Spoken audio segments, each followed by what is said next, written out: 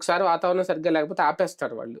ఒక్కొక్కసారి క్యాన్సిల్ అవుతా కూడా ఉంటాయి. కానీ ఎక్కువ రాజకీయ నాయకులు ప్రయాణం చేసే విమానాలు వాతావరణం అనుకూలించకపోయినా వెళ్ళిపోయి ప్రమాదాలకు గురైన సందర్భాలు ఎక్కువగానే ఉంటాయి. ఎందుకు? లేదు, అది ఊరికినే వీళ్ళు అంటారు. అంతేనా?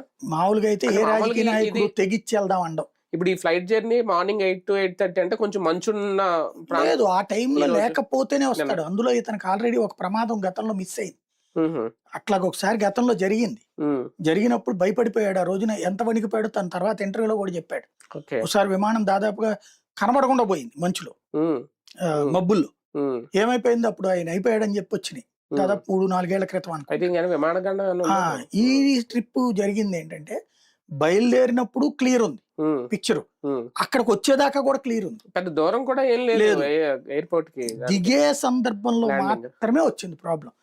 దిగుతుండగా రన్వే మంచుతో ఉండిపోయింది. పైనంతా బానే ఉంది, పైన బాగోకపోతే కనుక. ఇంకోటి, ఆ దిగుతున్నప్పుడు ఆ రన్వే మీద మంచు కారణంగా రన్వే సరిగ్గా కనబట్టలేదని మళ్ళీ పైకి లేపాడు పైలట్. పైకి లేపి తర్వాత మళ్ళీ క్రాస్ చెక్ చేసుకుని, అంటే ఇక్కడ ఏంటి అక్షాంశాలు రేఖాంశాలు చెప్తారు, అది చెక్ చేసుకున్నప్పుడు వీడికి కింద కనిపించింది. అది రన్వే అనుకున్నాడు, తెర చూస్తే అది రోడ్డు. అది చివరి నిమిషాలు కనబడుతుంది అంటే కనబడుతుంది అన్నాడు. ఇప్పుడు ఎట్లాగా ఉంటుంది అంటే మాట్లాడుకున్నాడు, విజిబుల్ అంటే విజిబుల్, రన్వే విజిబుల్, విజిబుల్ మొత్తం కనబడతాం. అటు ఇటు పక్కన